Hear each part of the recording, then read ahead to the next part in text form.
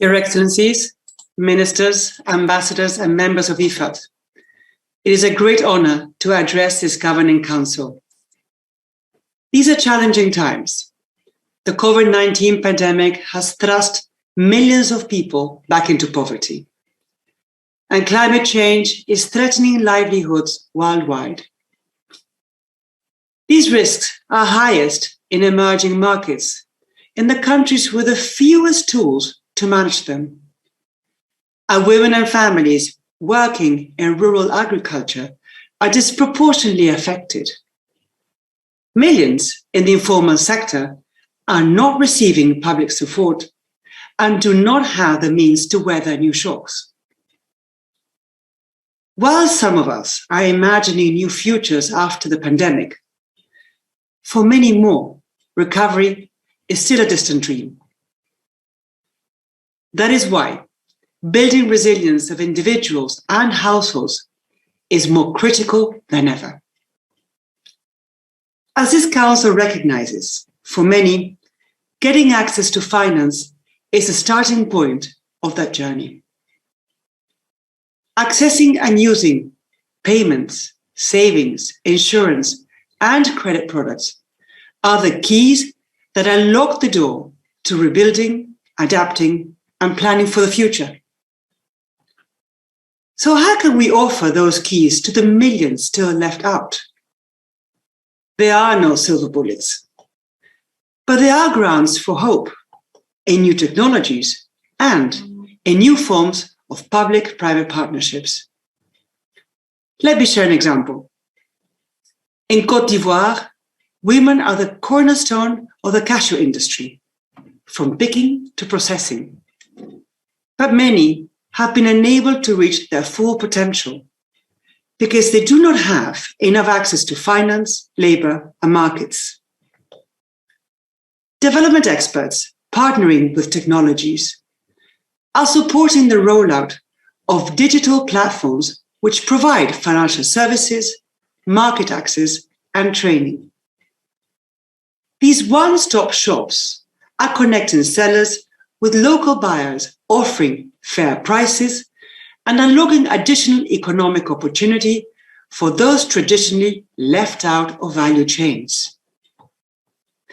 Now, is technology a panacea? No. It should be accompanied with digital connectivity, digital literacy, and safeguards such as consumer protection. If done right, technology can support resilience by giving people tools to meet their daily needs, grow their businesses, and create buffers against shocks. Agriculture employs 2/3 of people across sub-Saharan Africa and accounts for almost 1/3 of GDP. Yet, rural, small-scale producers are systematically underfunded and have been even more so since the pandemic. There is an opportunity here for responsible private sector innovators to step in and help fill the global financing gap of $170 billion that will help these producers gain access to credit and markets. Large agricultural companies can create new value by working with groups previously left out. Kyagalani, Uganda's top coffee exporter, found that integrating women into trainings led to 50% higher yields over 5 years. Governments can enable this work with smart regulation and by investing in new digital and financial infrastructure.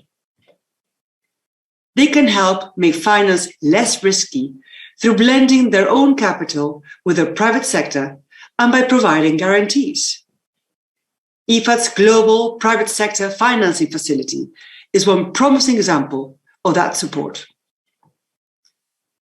Financial innovations can also help drive the transition to low-carbon energy to tackle climate change.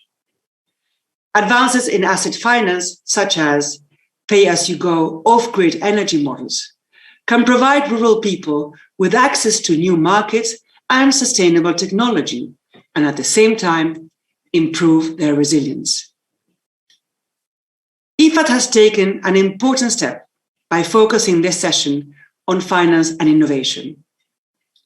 There is evidence that with the right approaches, we can make this work. Since 2011, 1.2 billion more people have gained access to financial services and the chance to transform their lives.